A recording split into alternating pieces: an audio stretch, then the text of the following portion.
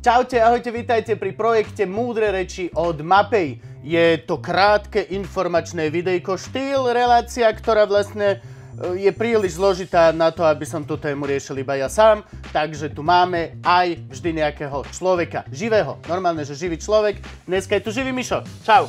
Čau, pane. Čau, čau. No, ty si, prosím ťa, ty si plesný odborník, hej? Môžeme to tak povedať? Môžeme to tak povedať, hej. Ja som u nás v podstate v spoločnosti Mapei ako produktový manažer pre zateplovacie systémy a sanácie historických budov a taktiež podobne spadajú aj nátery, kde v podstate riešime aj práve odstraňovanie plesní, respektíve problémy, ktoré sú s nimi vzniknuté. A čo sú to tie plesne? Vieme to takto pre našich kamkov, čo nás pozerajú, zadefinovať? Čo to je? Čo je pleseň?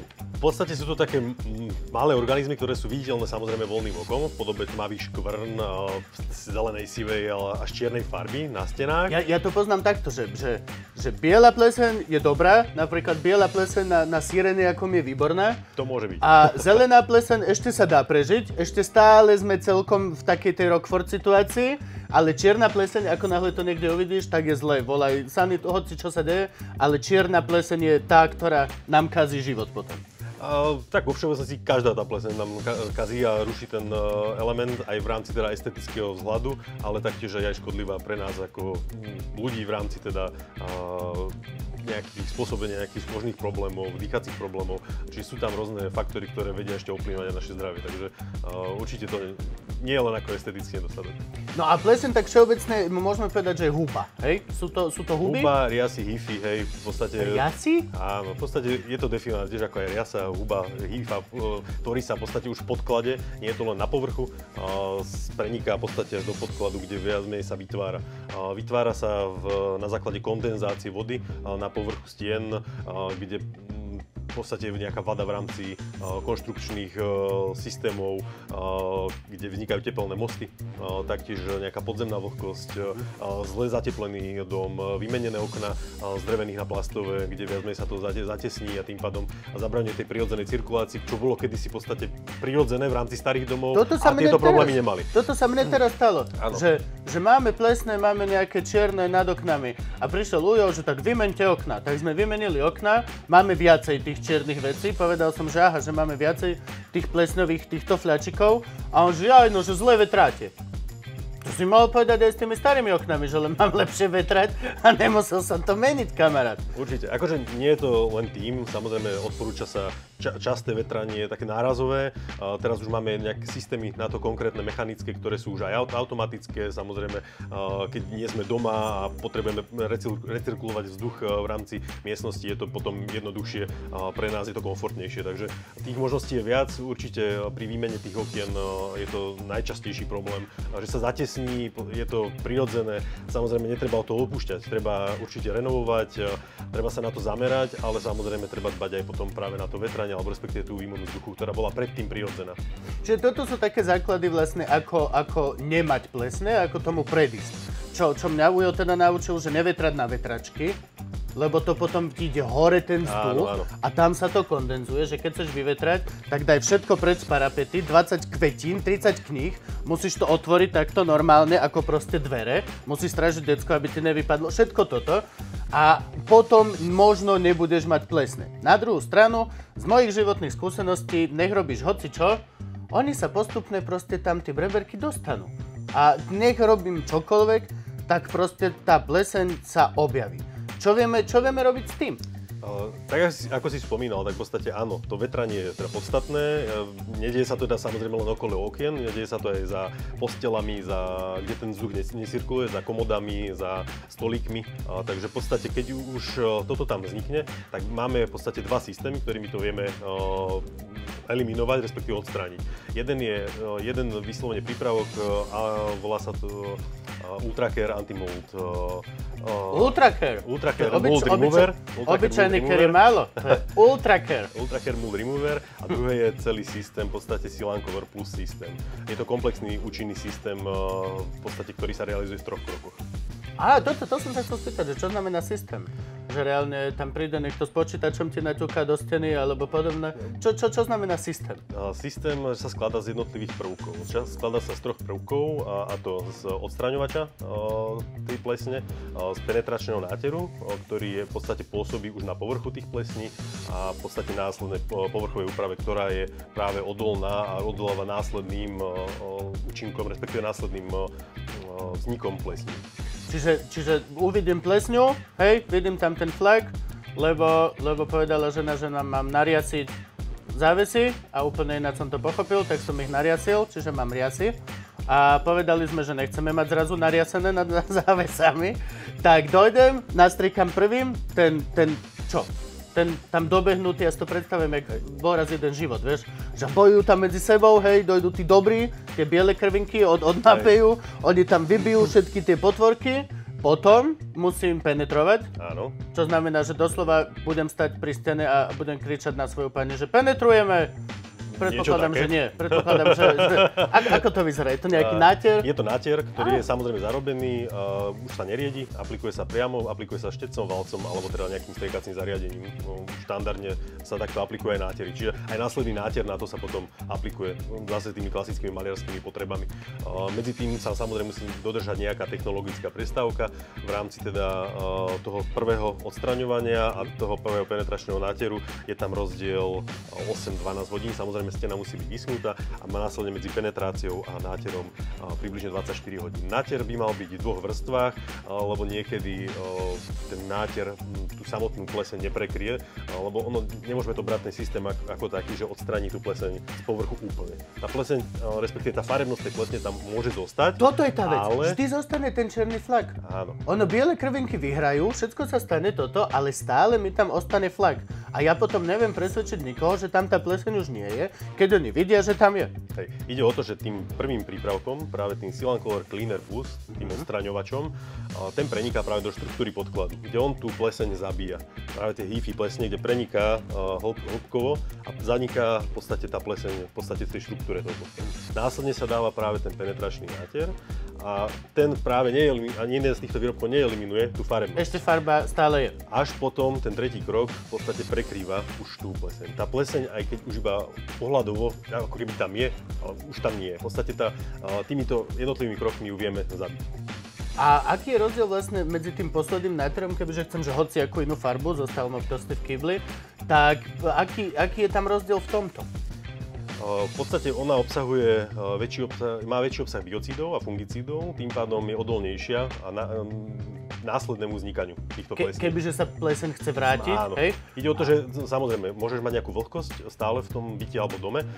To vetranie samozrejme nemusí byť stále také, ako by mohlo byť, ale toto práve tomu zabraňuje, respektíve aspoň sa tomu predchádza. Na čo si dať pozor pri tomto konkrétnom systéme a pri práci s ním, ak teda chceme, aby biele krvinky vyhrali na dobro? Aké sú tam nejaké zádrhely alebo tak? Zádrhel je taký, že treba dodržať celý tento systém a jednotlivé výrobky krok po kroku.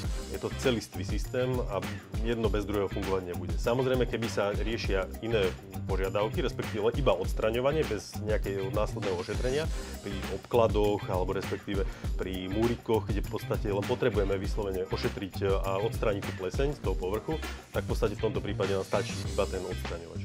Ak chceme teda riešiť tú následnú farbu, tak musíme riešiť aj tieto ďalšie kroky. Takže toto je jediný taký z tých systémov, musíme to dodržať ako celok.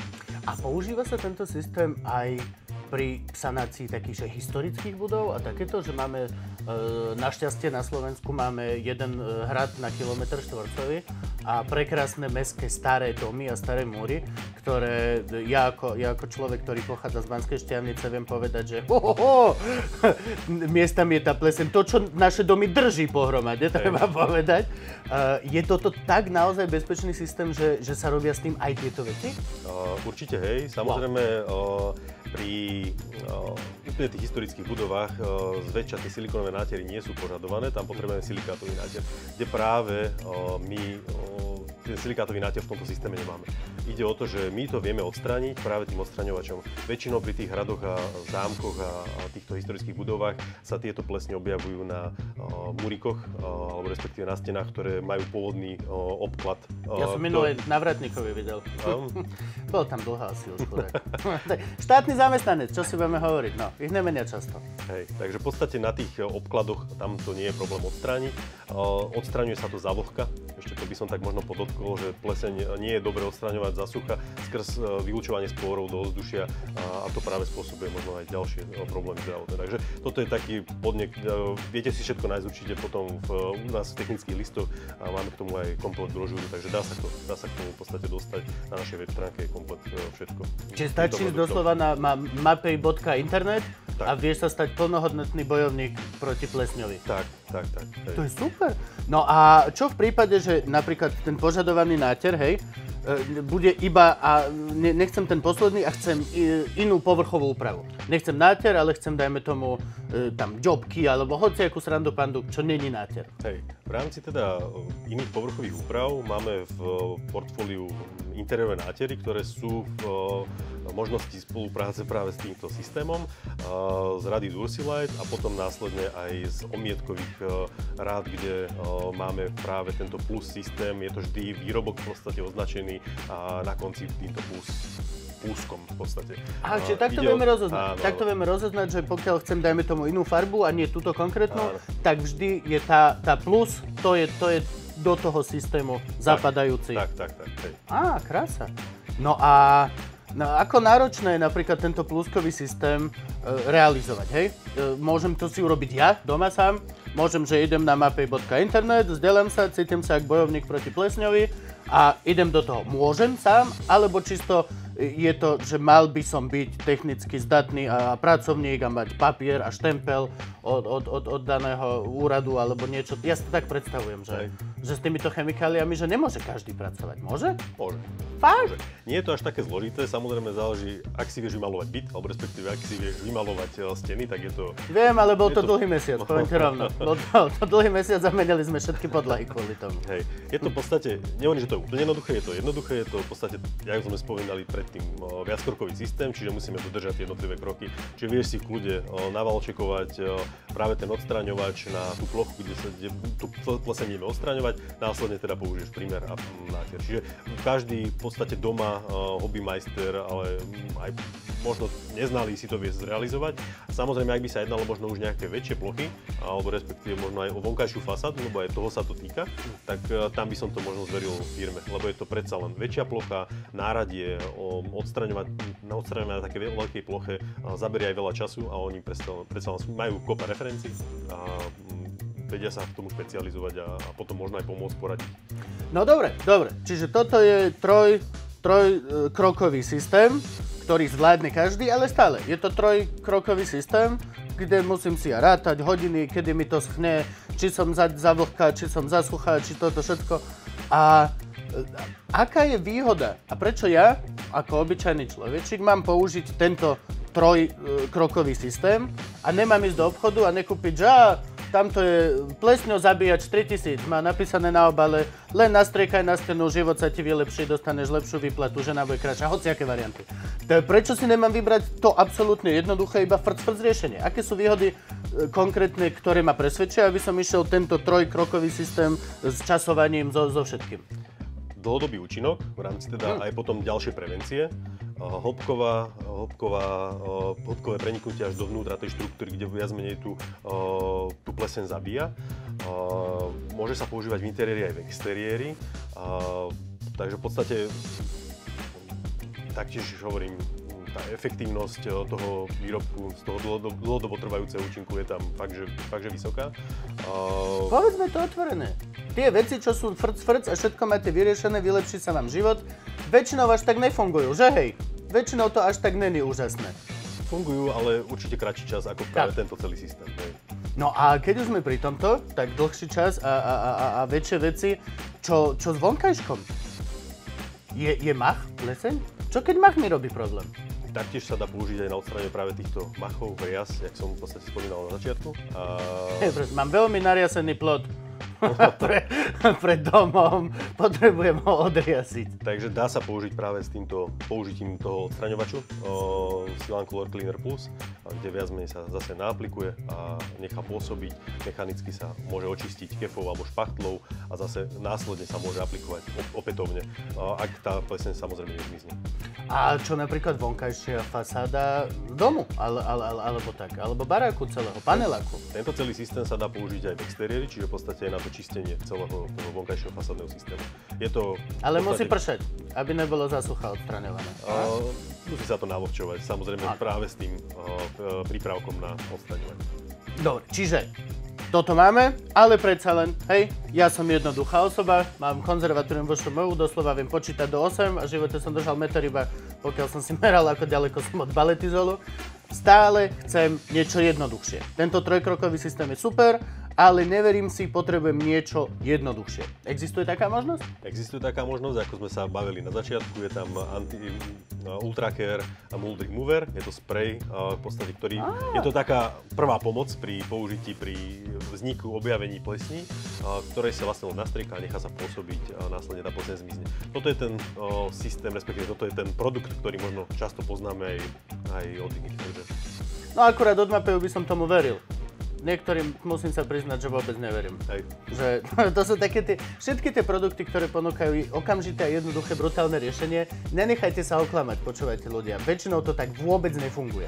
Ale je dobré, že toto je, lebo napríklad nevždy máš tú obrovskú pleseň a niekedy je to len proste začínajúci problémiček a pokiaľ sa to dá vyriešiť len týmito jedným alebo 2 krokmi, je to stále lepšie podľa mňa, ako nechať to prerásť do niečoho a musíš potom tú pleseň naozaj ničiť aj vnútri, aj tým penetrákom a všetkými týmito srandami. Tento vlastne produkt má aj taký hlbší penetračný účinok, čiže tá účinnosť je tam dlhšia. V rámci teda použitia sa dá použiť na keramiku, sklo, škáry, taktiež aj na interiérové, respektíve na nátery, alebo v tých náteroch je treba si dať pozor na to, spraviť si nejakú skúšku, kde sa aplikuje na malinký kúsok práve toho podkladu, môže nastať nejaká malá odchýlka farebnosti, farebných zmien, ktoré po aplikácii tohto prípravku môžu vlastne prísť. Sú tie prípravky bezpečné na moje ľudské robenie? Môžem nič sa mi doma nestane. Není to také, keď vyumývaš niečo chlórom a potom 3 dni nemôžeš vojsť do toho bytu, lebo to tam vonia ako v nemocnici. Je to v podstate sprej, takže tu vieš to naaplikovať, nenecháva sa to nejaké dlho pôsobiť, tiež sa to rozprestiera, respektíve rozťahuje handričkou, a potom sa to necháva pôsobiť. To odstránenie je tam skoro okamžité. Čiže ak ste akvaristi a náhodou máte veľa rias v akváriu, stačí naliať? Nie. Okej, dobre, beriem späť. Radšej nie. Pokiaľ nechceme vidieť plávať rybičky do hore brúškom. Boli by odriasené? Akože tie ďalšie by už mali čisté akvárium. No a ako sa mám ja rozhodnúť napríklad? Toto je pre mňa asi najzákladnejšia vec. Zaprvé, ako sa mám rozhodnúť, stojím tam doma a ako sa mám rozhodnúť pre ktorý systém, ktorý typ, čo mám urobiť? Je tam nejaký taký ten pavúčik rozhodnutí, ktorý by vedel ľuďom pomôcť si vybrať tú správnu cestu na boj s plesňakom?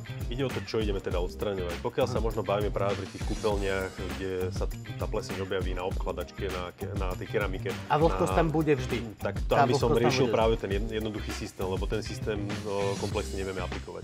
A v rámci teda možno stieň, ostenia, tak tam by som to riešil práve tým komplexným systémom. Takže tam je ten rozdiel, kde tá okamžité odstránenie je možno práve v rámci týchto zariadení kúpeľne, kuchyne, kde tá vlhkosť je vždy vyššia. A napríklad, máme to už celé vysvetlené, čo v prípade, ak si ja nebudem istý tým zvoleným postupom? Čo v tom prípade? Tak v tom prípade treba kontaktovať buď našich obchodných partnerov, ktorí vám buď už aj oni sami poradia, alebo respektíve povedia, že čo je pre vás vhodné, ale taktiež máme aj v podstate na stránke sekciu kontaktov, kde sa dá odvolať na našich obchodných technických zástupcov, na technikov a špecialistov, ktorí vedia poradiť v každej jednej situácii. Takže tam nie je problém, vedia sa zastaviť na stavbe, na obhliadku, prípadne po zaslaní fotiek vedia navrhnúť nejaké riešenie. Máte normálne plesňovú infolinku? Tak, dá sa to tak povedať. To je super. Čiže reálne, ja pôjdem na mapei.internet, všetko si vyzistím, naučím sa, urobím si rozhodnutie, či chcem ten alebo ten systém, vyberiem si ten systém, ktorý chcem, začnem to robiť, pokiaľ sa cítim neisto, zavolám normálne do Mapeju, dobrý deň, takáto je moja situácia. A oni, že prečo mi voláte? A ja, že lebo mám vaše produkty. Oni, že to ste mali povedať hneď. No a poradia mi so všetkým, jasne? Presne tak. To je ale prekrásne. No, takže to máme všetko vysvetlené. Ďakujem, že si našiel na mňa čas a vysvetlil mi to. Ďakujem aj za ľudí, ktorým si určite veľmi pomohol. A čaute, ahojte. Vidíme sa v budúcej epizóde Múdrych rečí. Ahojte.